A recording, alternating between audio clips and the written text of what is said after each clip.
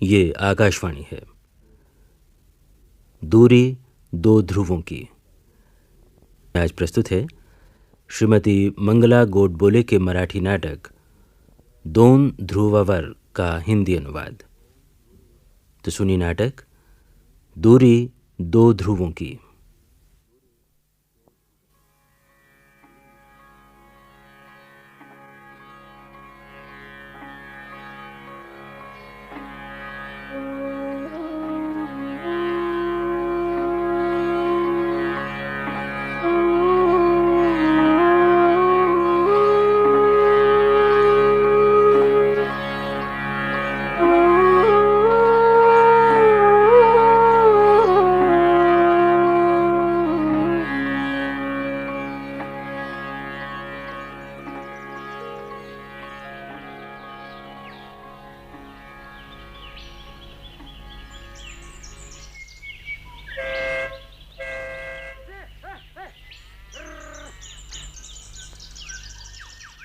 चाचा, चाचा, जरा ठहरिए चाचा। कौन है? मैं चाचा, मैं नारियल वाले जोशी जी का बेटा वेंकटेश। कॉलेज वाला? हाँ चाचा। कितना दुबला हो गया है रे तू। मैंने तो पहचाना ही नहीं। बस अड्डे से मैं आपके पीछे चला रहा हूँ। सोचा अब पहचानेंगे, अब पहचानेंगे, लेकिन आप तो भागे चले जा रहे हैं। अरे बेटा, कंधे पर हाथ रखा होता। ढलती उम्र है, दूर की चीज साफ दिखाई नहीं देती। पूरा उजाला भी तो नहीं हुआ है। इतनी सुबह बस अड्डे पर क्यों? ऐसा कौन सा काम आ पड़ा था चाचा? अरे तू जो आने वाला था। झूठ, बिल्कुल झूठ। मेरे आने की तो किसी को खबर नहीं है, माँ को भी नहीं। इम्तिहान कब समाप्त होंगे इसका पता तो हमें भी नहीं था। कल जाकर छुटकारा मिला, बस पकड़ी और अब सवेरे सवेरे यहाँ। अच्छा किया बेटे, जो छुट्टियां शुरू होते ही चला आया। अब हमारा क्या, तेरे पिता नरू भाऊ और मैं बुढ़ाने लगे हैं बेटा। घर वालों का, गांव का ख्याल रखना तो अब तुम लोगों का ही काम है। याद रखना कि हम भी कोई हैं तुम लोगों के। अरे चाचा, भूल जाने का मौका आप लोग कहाँ देने वाले हैं?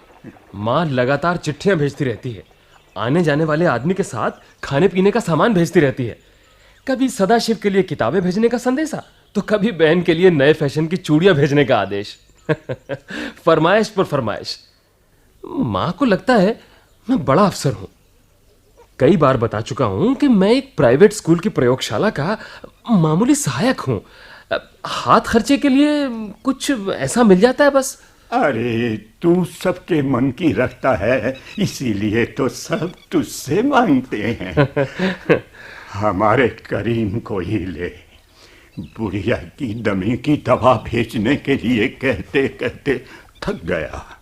आज भी इसीलिए आया था कि दवाई आई होगी। अरे देख, वो भाभी पानी का छिड़काव कर रही है आंगन में। हा?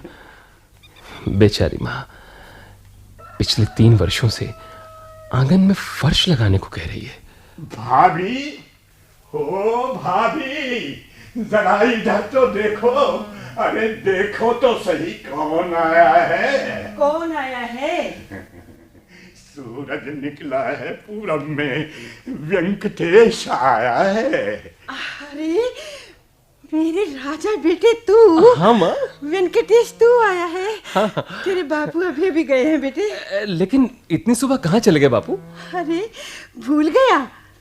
क्यों बेटे, तुझे पता नहीं है कि हर शनिवार को लोग हनुमान जी को नारियल चढ़ाते हैं।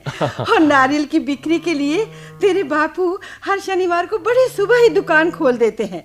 हर शनिवार को हनुमान जी को पहले एक नारियल चढ़ा के नारियल की बिक्री शुरू करने का नियम तेरे जन्म से पहले का ही है तेरे बापू का बेटे। अरे हाँ, सचमुच आज तो शनिवार है। अरे भाभी, बेचारे को पहले घर में तो दाखिल होने दो, सब बातें यहीं कर लेनी है। अरे हाँ, सचमुच मैं तो भूल ही गई थी। अरे इसे अचानक देखकर सुध-बुध खो बैठी। आओ उस्मान भैया, बैठो इधर। नहीं भाभी नहीं, अभी नहीं, फिर कभी। अभी की चाय बाकी रही, चलता हूँ। अच्छा। वेंकटेश बेटे। हाँ माँ। अरे तू कितना दुबला हो गया है रे। शहर में रहकर भी अपनी सेहत का ध्यान नहीं रखता। हाँ, अकेला है ना? माँ, शहर में खाने पीने का पूरा ध्यान में रखता हूँ। अच्छी तरह खाता पीता हूँ। कभी घर पर ही कुछ बना लेता हूँ तो कभी होटल में कुछ खा लेता हूँ। पर माँ, उस खाने से पेट तो भर जाता है लेकिन भूख नहीं। यहाँ पर तो खाने की खुशबू से ही मन तृप्त हो जाता है।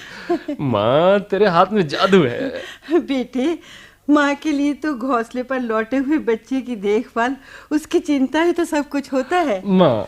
बेटे।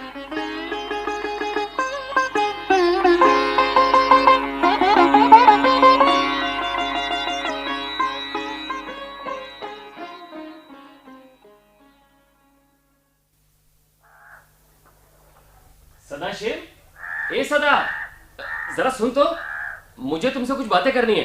अभी तो अखाड़े पर वर्जिश के लिए जा रहा हूँ भैया, लौटने में बातें होंगी। नहीं नहीं, तब तू कोई और बहाना ढूंढ निकालेगा। पहले ये बता, तू स्कूल कब से नहीं गया? भैया, वर्जिश के लिए नहीं जाने पर उस्ताद नाराज होते हैं। और स्कूल के गुरुजी, क्या उनकी चिंता नहीं है तुझे? शायद उनकी नाराजगी में तुझे मजा आता है, इसीलिए स्कूल नहीं जाता क्या?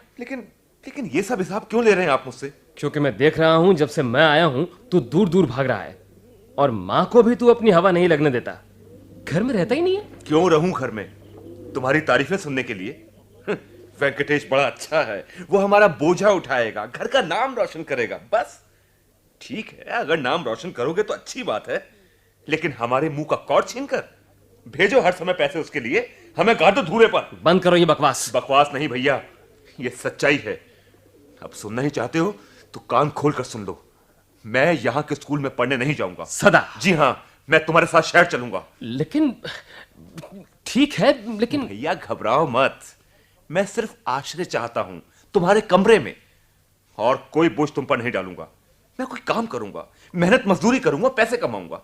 तू कौन सा काम करेगा? कसरत और जंगल में भटकने के अलावा तुझे आता ही क्या है? सुबह से लेकर शाम तक घर से बाहर ही भटकता रहता है। घर की याद तो सिर्फ खाने के समय आती है। भैया, जंगल में खुलापन होता है, नीले आकाश के तले फैली हरियाली की प्रसन्नता मन को मोह लेती है।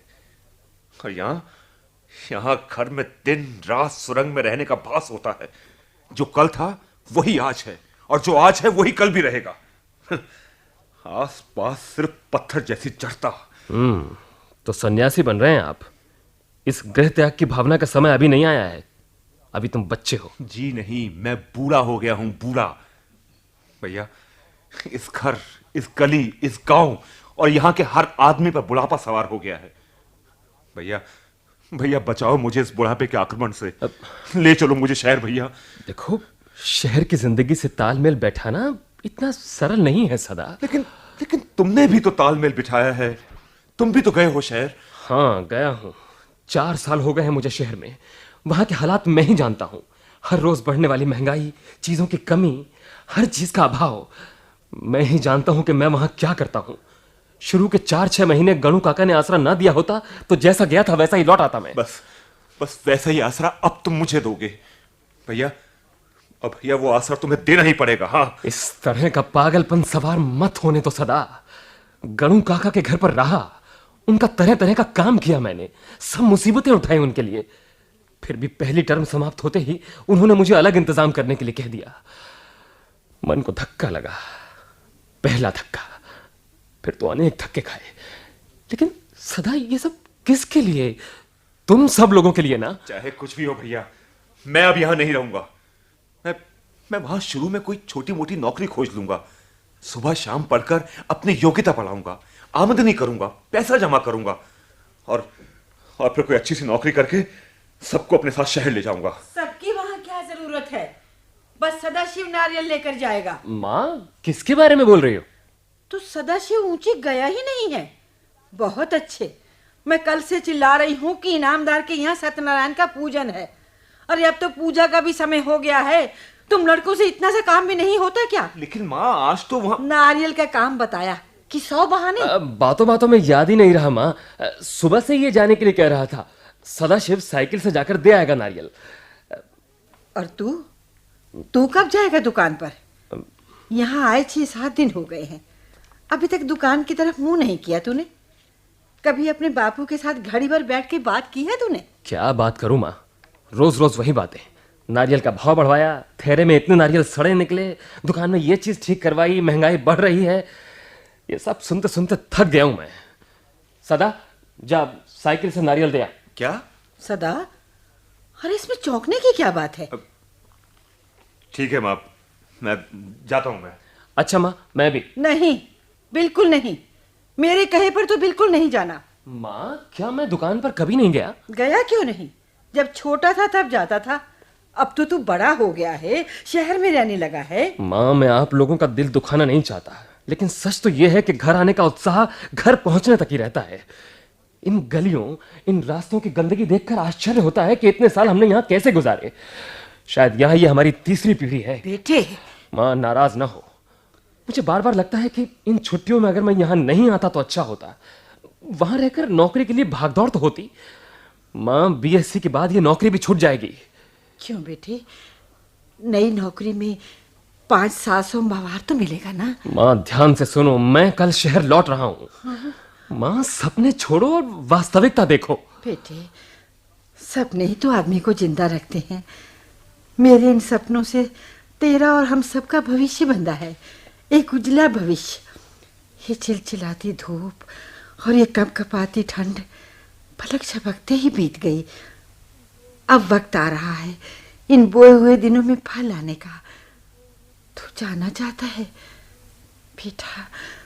तेरा आंखों से ओझल होना अच्छा तो नहीं लगता, लेकिन जाना तो है ही। जा मेरे बच्चे, बोल क्या पकवान बनाऊं तेरे लिए? बेसन के लड्डू। तेरे हाथ के बनाए लड्डू सुराना को बहुत पसंद है माँ। बेसन के लड्डू? हाँ माँ। अच्छा।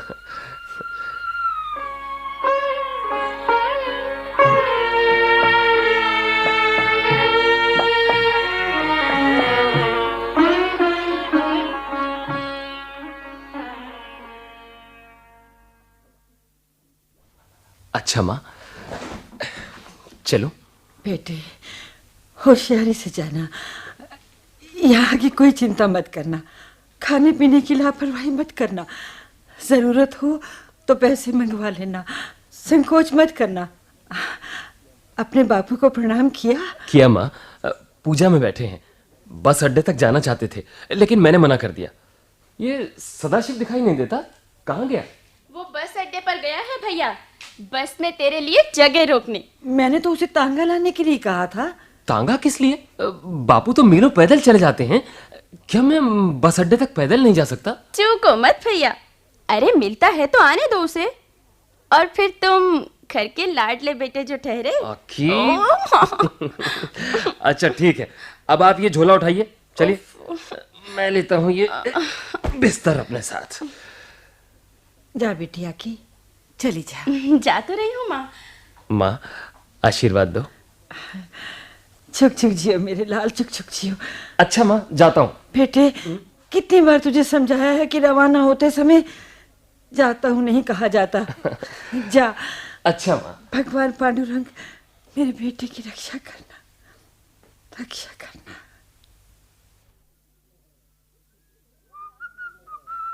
शहर लौटने में बड़ी खुशी हो रही है भैया। इसमें खुशी की तो कोई बात नहीं है आकी। हाँ, शहर में रहने की आदत हो गई है, अच्छा लगता है वहां रहना। वैसे वहां सुहावना कुछ भी नहीं है, भीड़, गंदगी, उमस। सचमुच आकी, वहां इतनी स्वच्छ और ताजा हवा सपने में भी नसीब नहीं होती। अच्छा, क्यों? अरे कारखानों का धुआं, सवारियों की भागदौड़, रसायनों की बदबू, सब गंदा कर देते हैं आसपास के वातावरण को। भैया, आता तो है तू 8 दिनों के लिए, लेकिन लौटने लगता है 4 ही दिनों में। वैसे मैंने कहीं पढ़ा था कि ये शहर खूंखार जानवरों की गुफा की तरह होते हैं। इनमें प्रवेश करने वालों के पैरों के निशान तो दिखाई देते हैं, लेकिन उधर से लौटने वालों का कोई चिन्ह नहीं दिखाई देता।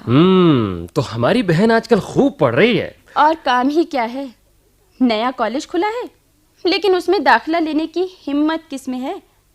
पैसा चाहिए ना।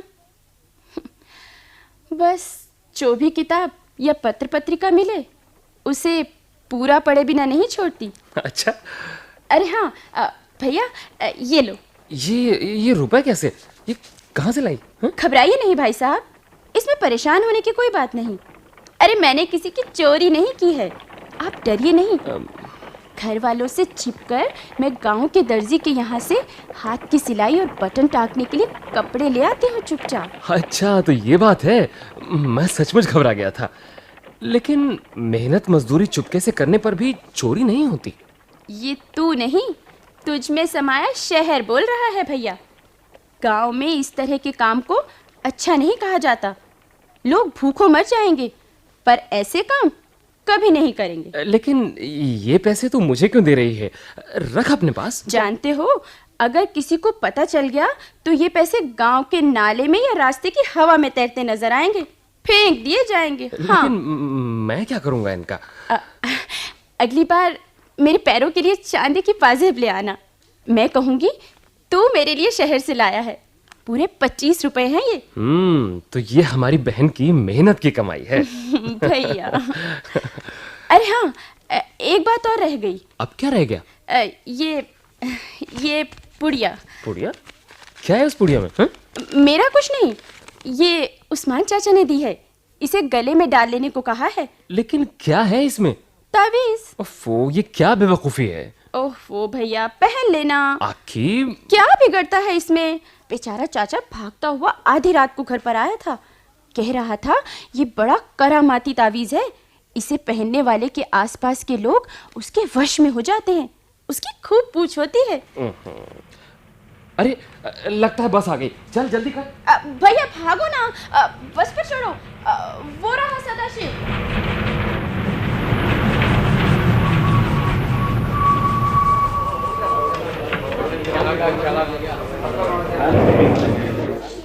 भैया इधर आ जाओ, मैंने सीट रोक रखी है। आ रहा हूँ सदा, आ रहा हूँ। आकी, उस्मान चाचा से कहना मैं अपने काम से लोगों को बस में करूंगा, उनके मन जीतूंगा। पर मैंने चाचा का मन रखने के लिए ये ताबीज भी पहन लिया है। अच्छा सदाशिव, अच्छा आकी। अच्छा भैया। अच्छा भैया, भैया मेरी बात याद रखना।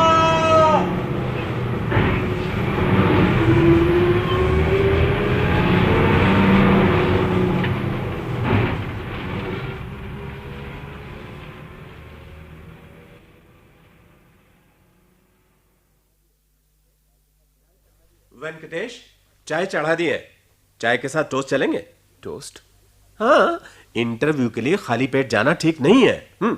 नहीं सुराना, चाय ही काफी है।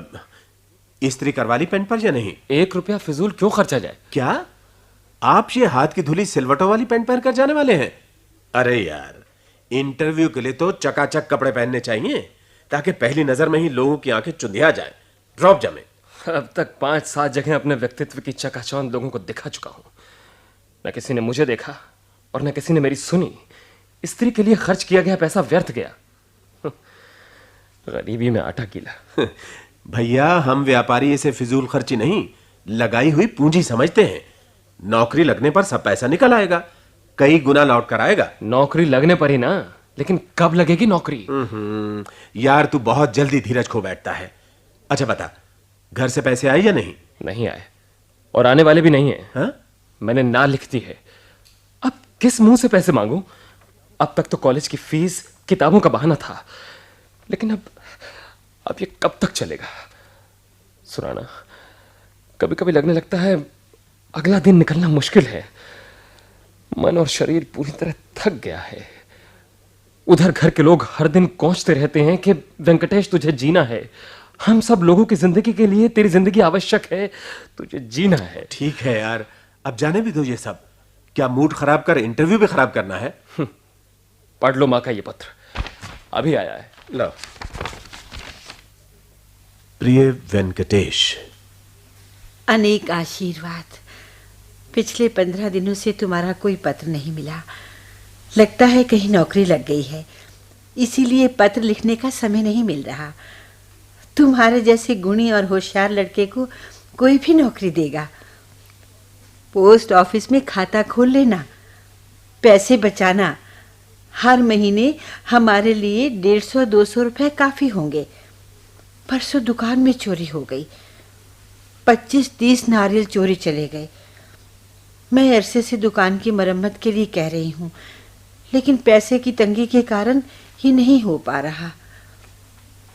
पर ये थोड़े दिन की बात है बेटा। तेरी नौकरी लगने पर ये... बस बस बंद करो। बार बार नौकरी की बातें करके मुझे शर्मिंदा मत करो। अरे घबराता क्यों है? इस तरह हताश क्यों होता है? सुराना, मन बड़ा बेचैन है। वेंकटेश यार, जब तक नौकरी नहीं लगती तब तक तू अपने घर के ही व्यापार में क्यों नहीं ध्यान देता? घर का व्यापार, घर का रोजगार, सर्कस के मरियल हाथी को एरावत समझने जैसी बात है ये। रोजगार, वाह कितना बड़ा रोजगार। अरे वो तुम्हारा पुराना धंधा है, 2-3 पीढ़ियों से चला आ रहा है। सुराना, इस टटपूंजिये धंधे को तू व्यापारी की नजर से मत देख। है बापू की एक छोटी सी दुकान, पेट पूरने को मिल जाता है। साल भर का टर्नओवर कितना है? मैं तुझको एक बार गांव ले चलूंगा अपने साथ और दिखा दूंगा सब कुछ। वर्षों से मंडी के कोने पर नारियल के थैले दीवार से टिकाए, माथे पर त्रिपुंड लगाकर भगवान की पुरानी तस्वीर के सामने मेरे बापू बैठे रहते हैं। श्रावण मास, वार त्योहार पर जो नारियल बिक जाए, बस वही बरकत है। हमेशा जैसे राखे राम वैसे रहिए। अरे तो फिर तू बदल दे ये सब। तेरे पास शहर का अनुभव है, तू जवान है। ये सब मैं यहां हूं तभी तक है, वहां पहुंचने पर सब कुछ मुरझा जाता है। सुना, जिस गद्दी पर बैठकर बाबू नारियल बेचते हैं ना, उस गद्दी पर बैठने की कल्पना से ही दम घुटने लगता है। देख वेंकटेश, तेरे गांव में रहने से खर्चे में भी किफायत होगी, सहारा भी रहेगा। सब मिलकर काम करोगे तो रोजगार में भी फायदा होगा, सामूहिक शक्ति का फल मिलेगा। अरे तू तो वहां का निवासी है, वहां के जीवन में घुल मिल जाने में कोई कठिनाई नहीं होगी। मुझे डर है तो सिर्फ इसी बात का, अब मैं वहां के जीवन में घुल मिल नहीं सकता। क्या? गांव वालों के लिए मैं कॉलेज वाला हो गया हूं, शहर वाला हो गया हूं। जब लोग मुझे इस तरह बुलाते हैं तो संकोच से मैं गड़ जाता हूं। सुराना, मेरा जन्म भले ही वहां हुआ हो, अब मैं वहां का नहीं रहा। मैं त्रिशंकु की तरह हूं, बीचों बीच, न घर का न घाट का। पिछले हफ्ते के इंटरव्यू में कौन से? उस नई केमिकल फैक्ट्री के? हाँ, उस इंटरव्यू को लेने वाला शहरी साहब बार बार पूछ रहा था कि तुमने 25 वर्ष की उम्र में ग्रेजुएशन किया, इतने साल। क्या उत्तर दिया तुमने? क्या उत्तर देता, बस हंसकर चुप रहा। अगर मैं कुछ बताता भी तो उस भले मानस की समझ में थोड़ी आता। गांव में नदी पार की पाठशाला, नदी में बाढ़ आई कि नदी का पानी उतरने तक पाठशाला की छुट्टी, और फिर पढ़ाई के खर्च से बचने के लिए पिताजी ने 8-9 वर्ष की उम्र हो जाने तक पढ़ने के लिए नहीं भेजा। अब तू ही बता, वो भला आदमी कैसे समझता इस बेबसी को? शहर के आदमी को बुद्धिमानी और कर्मठता की डींग हाँकता हुआ देखकर क्रोध आता है, मन बगावत कर उठता है। ये सब शहरी आदर्श मौका मिलने के ही अनेक नाम हैं। जिनको अवसर मिलते हैं उनको यश भी मिलता है। वेंकटेश, आज के इंटरव्यू में तू सफल होगा, तेरी नौकरी अब पक्की है। उत्साह बढ़ाने के लिए धन्यवाद दोस्त, लेकिन ये मजाक बड़ा कष्ट देता है। नहीं, ये देख, मेरे पिताजी का पत्र कल ही आया है। मिस्टर राजन भारत केमिकल्स के जनरल मैनेजर पिताजी के मित्र हैं। मैंने पत्र लिखकर तेरे बारे में सब कुछ बता दिया था। उन्होंने तेरे बारे में अपने मित्र यानी जनरल मैनेजर से बातें की हैं, और अब निश्चित रूप से तेरा काम हो जाएगा। हाँ, समझ ले, हो ही गया। ये इंटरव्यू तो एक औपचारिकता है, वहां कोई भी तुझसे अप्रिय प्रश्न नहीं पूछेगा। सुराना, मेरे दोस्त, मेरे भाई, क्या ये सच है? सच है। मैं खुशी के मारे पागल हो जाऊंगा। अरे पागल होने की जरूरत नहीं है, बस तू इतना कर कि लिखकर माँ बाप को भी अपनी खुशी के पागलपन में शामिल कर। नहीं, अभी नहीं, पत्र से नहीं। पहली तनख्वाह मिलने पर उनको सूचित करूंगा, पैसों से। अच्छा ठीक है, मैं अभी आया। अरे कहाँ चला?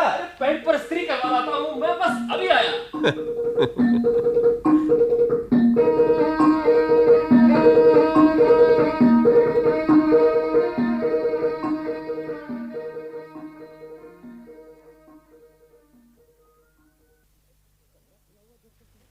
अरे सुराना, अरे कब आया? कमरा खुला हुआ देखकर तो मेरी जान ही निकल गई थी। देखा कि तू है। क्यों? मेरी जगह किसी और की उम्मीद थी? मुझे देखकर निराशा हुई ना? ओ नो माय डियर, ऐसी कोई बात नहीं है। क्यों रे? मेरी खोज खबर लेने के लिए तुझे 1 महीने से फुर्सत ही नहीं मिली? देखा भी नहीं कि मैं जिंदा हूं या मर गया। नाराज मत हो प्यारे, पिछले दिनों मैं कहीं भी नहीं गया, समय ही कहाँ मिलता है। ये मेरा कमरा कितनी दूर है कारखाने से, और आने जाने में ही वक्त चला जाता है। कारखाने के पास की मुफ्त की जगह को छोड़कर तू ही तो यहाँ रहने के लिए आया है। मैंने थोड़े ही अपने घर से तुझे निकाल कर बाहर कर दिया था। नहीं नहीं, मैंने कब कहा कि तूने मुझे अपने कमरे से भगा दिया है। दोस्त, किसी न किसी दिन तो मुझे अपना कमरा खोजना ही था। ये जगह मिल रही थी, ले ली। इस जमाने में 150 रुपए में ऐसा कमरा और रसोई कहाँ मिलती है। ठीक है, घर का इंतजाम तो कर लिया, लेकिन अब घरवाली कब आएगी? घरवाली? सुनते हैं दफ्तर में कोई देसाई नाम की टाइपिस्ट है, सब तरफ चर्चे हैं तुम्हारे। देख, लोग धागा पकड़कर स्वर्ग को देखना चाहते हैं। अब किसी की जबान तो पकड़ी नहीं जा सकती। नौकरी लगे अभी साल भी पूरा नहीं हुआ है, 3-4 महीने काम समझने में लग गए और 3-4 महीने मकान की तलाश में। अच्छा, अब तो हो गया ना सब कुछ तेरे मन के मुताबिक? कहाँ हो गया? अरे अभी तो शुरुआत है। हाँ? ताला, चाबी, झाड़ू, बुहारी सब कुछ तो अभी खरीदना बाकी है। आए गए को बैठाने के लिए 4 कुर्सियां भी नहीं है। यार, मन तो बहुत कुछ करना चाहता है, लेकिन चादर की लंबाई देखकर ही पैर पसारे जा सकते हैं। ओ वेंकटेश, तुम ठहरे असंतुष्ट लोग, हमेशा शिकायत। घर से 50 रुपए मिलते थे तब भी यही रोना था, और अब 700 कमाते हो तब भी वही रोना। सुराना, पहली बार जब 700 रुपए हाथ में आए तो कितना अच्छा लगा था। नए नए नोटों के स्पर्श से शरीर में बिजली दौड़ गई। लेकिन 7 तारीख आने से पहले ही वो 7 रास्तों से गायब हो गए। और फिर जिंदगी की वही बेढंगी रफ्तार, फिर वही हाल जो पहले था। तो ठीक है, छोड़ दे। बस बस रहने दे मेरे भाई, ये बकवास रहने दे। यार, मैं कंप्यूटर का कोर्स कर रहा हूँ, लौटने में बड़ी देर हो जाती है, मैं थक जाता हूँ बुरी तरह। मेरे एमएससी में दाखिला लेने में तुझे डिग्री प्राप्त करने की लालसा दिखाई दी थी, हर वक्त आने, लेकिन अब तू क्यों कर रहा है इतना परिश्रम? नहीं नहीं, ये लालसा नहीं है। केवल बीएससी को कौन पूछता है? मैनेजमेंट की परीक्षा पास करने पर ही मैं अगले प्रमोशन की उम्मीद कर सकता हूँ। ये तेरा विचार है या उस टाइपिस्ट की जिद? बस कर यार, मैं कहता हूँ सच मान, ऐसा वैसा कुछ नहीं है, सिर्फ जान पहचान है। ठीक है, मान लिया, लेकिन अगर कुछ है भी तो छिपाने जैसा क्या है इसमें? नहीं नहीं, इसमें छिपाने जैसा तो कुछ भी नहीं है, लेकिन इस तरह की कल्पना भी फिलहाल मेरे लिए असंभव है। अब देखना, अभी छोटी बहन की शादी करनी है, छोटा भाई यहाँ आने के लिए छटपटा रहा है, घर के लोगों की बहुत आकांक्षाएं हैं, पहले उन्हें पूरा करना है। सबसे पहले उनका सुख, बाद में मेरी सुविधा। मैं केवल अपने बारे में ही कैसे सोच सकता हूँ? क्या ये ठीक होगा? ठीक तो नहीं होगा, लेकिन अच्छा ये बता, तू अगले हफ्ते गांव जाएगा क्या? 3 छुट्टियां एक साथ पड़ रही हैं। नहीं यार, घर से पत्र पर पत्र आ रहे हैं, लेकिन 4 दिन के लिए ये आने जाने की मुसीबत क्यों? क्यों? 2 बरस पहले तो जब 2 दिन की छुट्टियां साथ आती थीं तो तू घर जाने के लिए बेचैन होता था और बस में खड़े खड़े जाने के लिए भी तैयार रहता था, और अब? यार, खड़े खड़े सफर कौन करेगा अब? फैक्ट्री के काम के लिए पहले दर्जे या टैक्सी में सफर करता हूं बंबई तक। अब बस में खड़े खड़े यात्रा करना मेरे बस की बात नहीं है, और फिर 2-4 दिनों के लिए जेब से खर्च करना अच्छा भी नहीं लगता। पता नहीं तेरा मतलब क्या है, पर आजकल तेरी कोई बात समझ में नहीं आती यार। देख, बात सीधी है, अब हम बेबस और लाचार हो गए हैं। तू और मैं दोनों एक ही माला के मन के हैं। पढ़ाई, नौकरी, पैसा, अधिक मेहनत, तनाव, स्पर्धा एक चक्र है जिसके आसपास हम घूमते रहते हैं। हमने इसमें अपने आप को बांध रखा है। इस चक्र में पड़ने की शुरुआत करना हमारे हाथों में था, लेकिन अब इससे छूटने और इस चक्र को रोकने की ताब हम में नहीं है। नौकरी ने तुझे निकम्मा कर दिया वेंकटेश, वरना तू भी आदमी था काम का। सुना ना, घर से बेसन के लड्डू आए हैं, कोई हफ्ते 1.5 हफ्ते से पड़े हैं। मैं तेरे यहाँ आने के मंसूबे ही बनाता रह गया, अब तू आ गया है तो खा लेते हैं। ला जल्दी ला यार, माँ के हाथ के लड्डुओं का स्वाद अलग ही होता है। अरे लाना यार। ले जरा इसे खोल। ला। इस टूटे फूटे पीतल के डिब्बे को ऑफिस में भेजना क्या जरूरी था? और इस टाट के झोले में? अरे डिब्बा कैसा भी क्यों ना हो, लड्डू तो मीठे हैं, स्वादिष्ट हैं। अरे उनके खाने से शर्म नहीं आएगी, समझे? अच्छा ला ला डिब्बा इधर दे। ले ला ले ले खुल गया। अब तस्वीर ले आ जल्दी। ला हाँ, ला ला डिब्बा मुझे दे, मैं निकाल कर देता हूँ। ला। अरे छोड़ इन लड्डुओं को। क्यों? अरे फफूंदी चढ़ाई है। ये मेरी लापरवाही है यार, प्यारे माफ करना, आई एम सॉरी। तेरी लापरवाही से मेरे लड्डू तो गए, और अब यहां रुका रहा ना तो खाना भी चला जाएगा। राम तो मिले ही नहीं, माया भी चली जाएगी। अच्छा चल, तुझे नुक्कड़ तक छोड़ाता हूँ। यार कभी कभी इस तरफ भी मुंह कर लिया कर। तू आ जाता है तो मन की सारी थकान मिट जाती है। तेरी बातों से हर चीज और हर काम सार्थक लगने लगता है। ठीक है भाई, दुनिया भर का काम तुझ पर सवार है। मैं तेरा दोस्त हूं, इसलिए तेरा ये बोझ मुझे कम करना ही चाहिए। हाँ? अच्छा चल। आ यार, आ यार।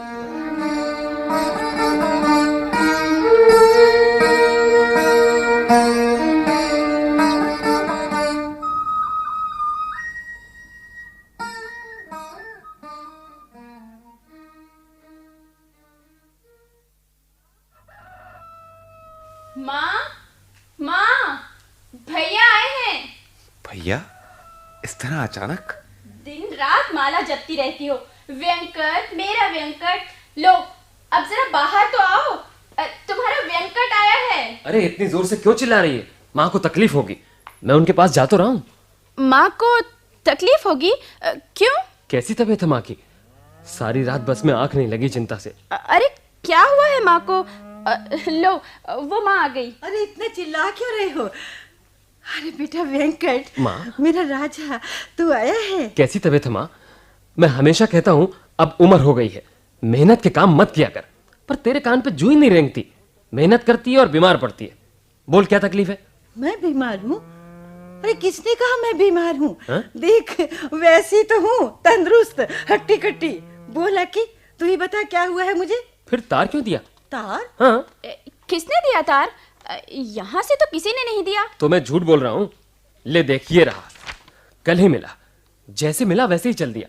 चलो अच्छा हुआ तू आया, तो हम तो बुला बुला कर ही थक गए थे। लेकिन झूठा तार देना क्या ठीक है? ये तू अपने उस्मान चाचा से पूछ। सचमुच आप लोग अजीब हैं। क्यों दिया चाचा ने तार? उस्मान भाई गुड़ी पड़वा के दिन नए साल की बधाई देने आए थे। उनको मिठाई देते समय ना जाने मेरा मन क्यों भर आया और रोना आ गया। तीज त्योहार पर तेरा यहाँ ना होना खलता है बेटे। उस्मान भाई उस दिन मेरे मन की पीड़ा समझ गए। उनका करीम भी तो यहाँ बरसों नहीं आता। कहने लगे मैं वेंकटेश को तार देकर बुलाता हूँ। वेंकटेश भी करीम जैसा करने लगा है। लेकिन माँ, नई नौकरी है, पहले साल छुट्टी नहीं मिलती। अगर छुट्टी लो तो तनख्वाह कट जाती है। ये भी सोचना चाहिए कि मेरे यहाँ ना आ सकने के लिए कोई कारण भी हो सकता है। बिना तनख्वाह छुट्टी का अर्थ होता है गैर हाजिरी, और गैर हाजिरी का मतलब होता है कि नौकरी का छूटना। अब हमें क्या पता बेटे, हमने नौकरी कब की है, क्या पता क्या होता है नौकरी में। तो जो कर रहे हैं उनको तो अपनी नौकरी बेफिक्री से करने दो। भैया बहुत हो चुका पंचम स्वर में वार्तालाप, अब जरा षडज में आ जाइए ना। ओह सॉरी आकी, मेरी अच्छी माँ, बैठो यहाँ मेरे पास थोड़ी देर, काम होता रहेगा। सदाशिव पानी का ग्लास ला कर देगा और आग की बनाएगी चाय। हाँ? बहना बना तो चाय, देखता हूँ कैसे बनाती है। पता नहीं तुझे चाय बनाना आता भी है या नहीं। शहर वालों के सामने तो ठीक है, जब शहर वालों से सामना होगा तब देखा जाएगा। लेकिन इस चाय के बदले में मुझे क्या मिलेगा? तो तू चाय के लिए भी सौदा करती है? नहीं मेरे भैया, चाय क्या किसी भी चीज के लिए कोई सौदा नहीं। मैं अच्छी से अच्छी चाय बनाकर पिलाऊंगी। भैया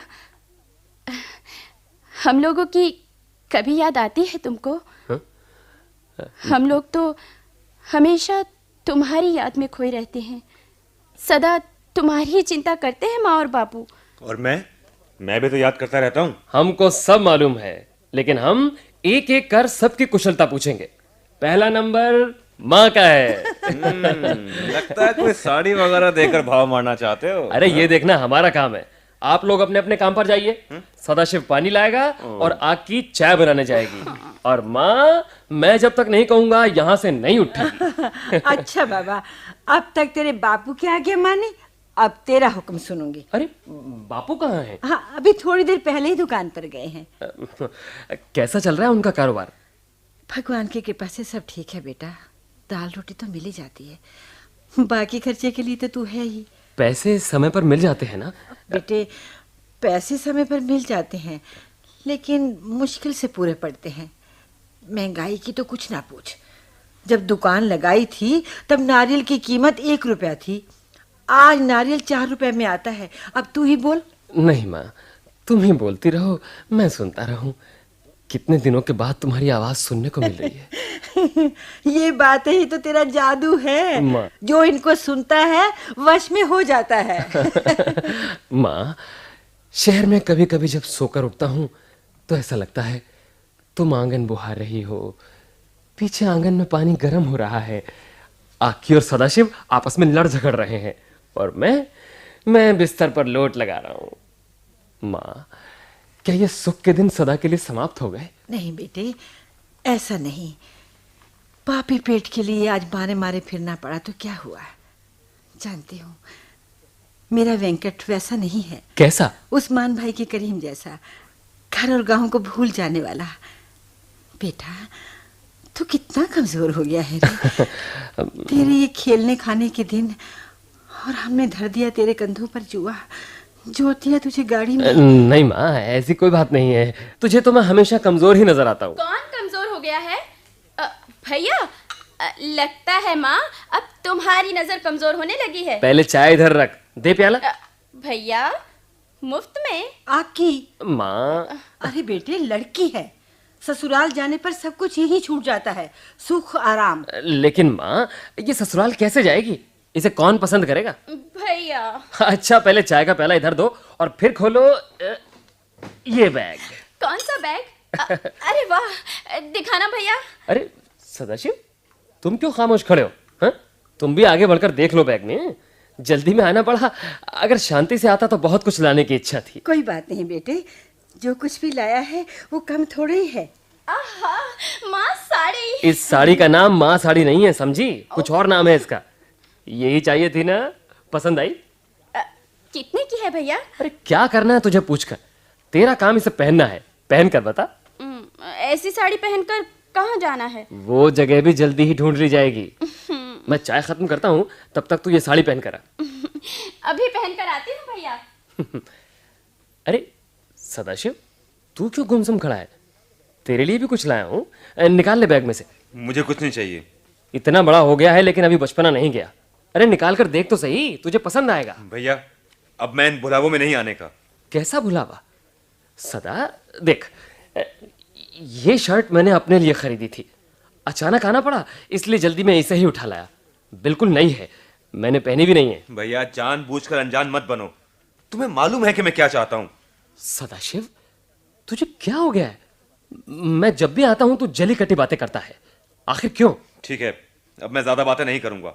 किसी दिन तेरे कमरे पर आ जाऊंगा अचानक। हाँ, अब मैं इस गांव में नहीं रहूंगा। थोड़ा धीरज रख सदा। क्या है आपके इस धीरज की परिभाषा? है? पहले अपनी पढ़ाई पूरी होने तक रुकने के लिए कहा, बाद में नौकरी लगने तक कहा। अब तो दोनों बातें हो गई ना। नौकरी लगे 8-10 महीने हो गए आपकी। हाँ, तुम सच कहते हो, लेकिन अभी समस्याएं खत्म कहाँ हुई हैं? इस दुनिया में कोई भी वस्तु अनायास और सहज नहीं मिलती, सबके लिए कीमत चुकानी पड़ती है। शहर मनुष्यों का घना जंगल है, इस भीड़ भरे जंगल में अपना स्थान बनाना बड़ी मुश्किल का काम है। खूब ठोकरें खानी पड़ती हैं, अपमानित होना पड़ता है, तब कहीं जाकर अपनी आकांक्षा का छोटा सा हिस्सा साकार हो पाता है। तुमने इन कठिनाइयों पर विजय पाई है ना, तो मैं भी नहीं जीतूंगा। मैंने निश्चय कर लिया है कि मैं इस गांव में नहीं रहूंगा। ऐसा मत कर मेरे भाई, जरा बूढ़े माँ बाप की तरफ देख, कौन देखभाल करेगा उनके यहाँ? दुकान का क्या होगा? वाह वाह, ये भी खूब है। बड़ा कहलाने के लिए तुम और बोझा उठाने के लिए मैं। सारी जिम्मेदारी मुझ पर डालकर खुद अलग अलग रहना चाहते हो तुम? जरा सोच समझ कर बोलो सदा। क्या मैं घर की जिम्मेदारी नहीं उठाता? क्या पैसे नहीं भेजता? अरे दूरी से पैसे फेंकना और मीठी बातें करना सरल काम है भैया। यहां रहकर देखो तो पता चले। मां के लिए बस ये काम वो काम, और बापू को बस राम राम राम राम। ये सब तू कहां से सीख कर आया? मैं दिल की बात बताता हूं भैया, दिल की बात। अगर तुम मुझे अपने साथ ले चलते हो तो ठीक है, वरना वरना मैं अपने आप यहां से चला जाऊंगा। माँ, बापू और आखी को धीरे धीरे अपने पास बुला लूंगा मैं। हाँ। अरे कौन, कहाँ, किसे ले जाने वाला है? नहीं वो माँ कुछ नहीं, भैया से ऐसे ही बातें कर रहा था मैं श्रीमान जी के लिए नया शर्ट लाया हूं ना माँ, इसे देखकर इनकी कल्पना शक्ति में भगदड़ मच गई। कैसी है ये शर्ट माँ? अरे ये तो बहुत अच्छी है, बहुत ही अच्छी है। सुन बेटा, एक सुंदर सी बहू और ला दे तू मुझे। माँ, तुम बहू के सपने देखती रहो, तब तक मैं नहा कर आता हूँ।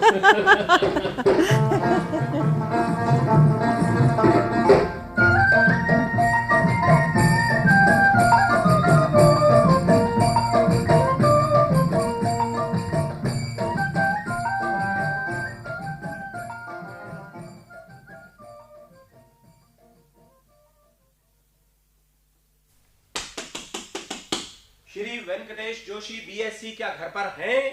आज्ञा लेकर प्रवेश करने की सभ्यता प्रशंसनीय है, आ जाइए। क्योंकि आज छुट्टी का दिन है, आराम का दिन। मुमकिन है कि मुझसे पहले ही कोई गपशप करने के लिए आप पहुंचा हो। इसलिए सोचा आज्ञा लेना ही ठीक है। आपकी समझदारी के दर्शन करके कृतार्थ हो गया। अरे यार, घर से कुछ खाने पीने के लिए तो नहीं आया ना? नहीं तो बाद में तुझे याद आए पहले की तरह। कुछ नहीं, मैं ही गांव हुआ हूँ। अच्छा, कैसे हैं सब? सब अच्छे हैं। यहाँ की आपकी बहादुरी के बारे में जानकर भी? कैसी बहादुरी? सुराना, बात सिर्फ इतनी सी है कि मैं और विजू देसाई एक ही दफ्तर में काम करते हैं, कभी कभी साथ साथ घूमने चले जाते हैं। हमारी पसंद और नापसंद भी एक सी है।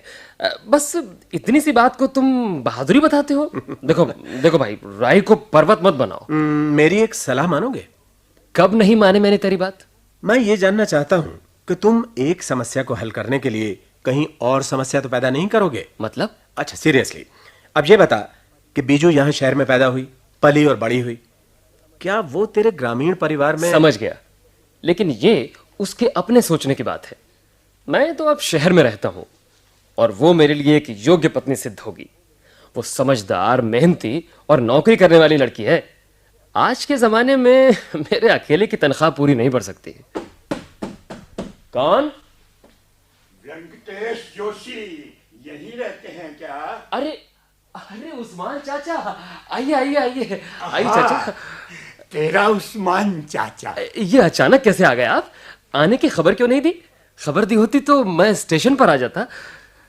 बेटे, इस समय स्टेशन से नहीं, सरकारी दवाखाने से चला आ रहा हूँ, पैदल। सिविल हॉस्पिटल से पैदल? बेटे धीरे बोल, यहाँ मेहमान बैठे हैं, अनजान लोगों के सामने क्यों मेरी इज्जत ले रहा है? अच्छा अच्छा, तो सुराना के सामने संकोच हो रहा है। चाचा, ये पराया नहीं, घर का है। मेरी तरह ही आपका भतीजा। ये मेरा पुराना और जिगरी दोस्त सुराना है, मुझे रास्ता दिखाने वाला, मेरे सुख दुख का साथी। सुराना, ये उस्मान चाचा हैं, गांव में रहते हैं। आधा वर्ष करता हूँ चाचा। जियो बेटे। अच्छा बताइए, शहर कब आए? 4 दिन हो गए हैं बेटे। लेकिन सरकारी दवाखाने में आने की क्या जरूरत आ पड़ी? अरे बेटे, तेरी चाची अस्पताल में भर्ती है। चाची? अरे हाँ, दमे का वही पुराना रोग है। चाचा, 4-5 बरस पहले किसी सेहत अब आपकी नहीं रही, इतनी दूर चलकर यहाँ आने की तकलीफ क्यों उठाई? क्या कोई खास बात है? अरे तेरी माँ ने तेरी खैरियत जाननी चाहिए थी। माँ भी गजब करती है। नहीं बेटे, भाभी ने तो कारखाने में फोन करने को कहा था, लेकिन हम लोग देहाती आदमी ठहरे, कहा और कैसे फोन करता? मुझे फोन करना आता भी नहीं बेटे। चला आया। बड़ा अच्छा किया चाचा। आइए, मैं आपको अपने रहने की जगह दिखाता हूँ। चलो। ये है बैठक और इसके पीछे छोटा सा रसोई घर है। घर तो बहुत छोटा है बेटे। साथ में एक बरामदा, भंडार घर और पीछे आंगन भी होना चाहिए था। अरे चाचा, ये शहर है, गांव नहीं। यहाँ इतनी जगह भी नसीब से मिलती है। सुराना, बोल लेने दे बेटे, बोल लेने दे। आजकल मुझे कम सुनाई देने लगा है, ये भी अल्लाह की मेहरबानी है, नहीं तो आजकल सुनने काबिल क्या बचा है। इसीलिए कि बुढ़ापे में दिल को तकलीफ न हो। अल्लाह ने कान वापस ले लिए बेटे। चाचा, कान का कोई इलाज भी करवाया या नहीं? तेरी चाची की जान मेरे कान से ज्यादा कीमती है। करीम ने 2 महीने से एक दमड़ी नहीं भेजी है। अब या तो कान का इलाज करवा लेता या तेरी चाची के दमे का। चाचा, अगर थोड़े बहुत रुपए चाहिए तो मैं दूं? नहीं बाबा, नहीं नहीं, तेरा भी खर्च कोई कम थोड़ा ही है। और अब तो सब लोग यहाँ ही आ रहे हैं। कौन आ रहे हैं? सब तेरे घर के लोग, बापू, माँ, सदाशिव, आकी, सब। अरे हमारे नरू भैया ने क्या कभी गांव छोड़ा है? हाँ, भाभी आकी की शादी के लिए बेटे जरूर आने वाली है। आकी की शादी अभी तय नहीं हुई है। यहाँ कोई लड़का है, भाभी बता रही थी। लड़का अच्छा है, तू पैसों की मदद करने के लिए भी तैयार है, इसलिए वो आकी की शादी कर देना चाहती है। पहले तो आकी को अकेले ही भेजने का उनका विचार था, लेकिन तू ठहरा नौकरी वाला, अरे तुझे फुर्सत कहाँ है? और आकी अकेली यहाँ क्या कर सकती थी? हाँ, इसलिए सोचा एक पंथ 2 काज, शादी भी तय हो जाएगी और जाते समय शादी का कुछ सामान भी खरीद लेंगी। सदाशिव भी आ रहा है? अरे वो कब पीछे रहने वाला है? उसके सिर पर तो पहले से ही शहर का भूत सवार है। कह रहा था मैं भी जाऊंगा और फिर गांव वापस नहीं आऊंगा। पता नहीं क्यों शहर शहर की रट लगाए हुए है। क्या है यहाँ शहर में? बड़ा जिद्दी लड़का है। ये सब लोग कब आ रहे हैं? उनका बुध या जुमेरात को आने का इरादा था, लेकिन बुध को अमावस है और अगले दिन कोई व्रत है। अब ये लोग जुम्मे को आएंगे। जुम्मे को? पर जुम्मे को तो छुट्टी का दिन नहीं है। कौन जाएगा बस पर अगवानी के लिए? वेंकटेश? अरे वेंकटेश, क्या सोचने लगा? माँ जो आ रही है। अरे भाभी तो बिना बताए ही आने वाली थी, जिससे ये आश्चर्य में पड़ जाए। मैंने कहा भाभी, शहर में 3-3 आदमियों के अचानक पहुंच जाने से परेशानी खड़ी हो जाती है। वेंकटेश, ये अचानक क्या हो गया तुझे? तू किस सोच में पड़ गया? नहीं, कुछ नहीं। मैं ये सोच रहा हूँ कि सब लोग यहाँ आएंगे कैसे और यहाँ क्या करेंगे? क्योंकि मैं तो उस दिन से यहाँ होऊंगा नहीं ना। कहाँ जा रहा है तू? कुछ बताया नहीं अब तक। कहाँ जा रहा है बेटे? पहले कैसे बताता चाचा, कल ही तो तय हुआ है। हमारी फैक्ट्री अपना काम बढ़ाना चाहती है। दिल्ली के पास उसने जमीन ली है। शुरू के 2-3 महीनों के लिए अनुभवी लोगों की जरूरत है, लेकिन वहां कोई जाने के लिए तैयार ही नहीं है, इसलिए मैं जाने को तैयार हो गया। पर बेटे इतनी दूर? ऐसे ही नहीं जा रहा हूँ चाचा। वहां खाने पीने और रहने की व्यवस्था कंपनी करेगी, पूरी तनख्वाह बचेगी, और फिर 2-3 महीने की तो बात ही है। अच्छा बताओ चाचा, क्या ये ठीक नहीं है? सब ठीक ही है बेटा। चाचा ये ठीक ही नहीं, बहुत अच्छा है। आज मैं घर चिट्ठी लिखने वाला ही था, अभी तक तय नहीं हुआ था ना। मुझे क्या पता था कि उन लोगों की यहाँ आने की योजना है। अब तू जल्दी घर पर खबर कर दे। उन लोगों को मायूसी जरूर होगी, लेकिन मजबूरी है। नहीं नहीं नहीं नहीं, ये तो बड़ी खुशी की बात है। इसे इतना अच्छा मौका मिल रहा है। मुझे तो विश्वास ही नहीं हो रहा है कि वेंकटेश को फैक्ट्री बाहर भेज रही है अपना काम बढ़ाने के लिए। अच्छा बेटे, अब चलता हूँ। ऐसी जल्दी क्या है चाचा? बेटे, तेरी चाची अकेली पड़ी है अस्पताल में, कोई पास नहीं है। अरे हाँ, वो ताबीज तो गले में पहना है ना। आगे आगे बेटे देखना वो क्या क्या करामात दिखाता है। हाँ हाँ।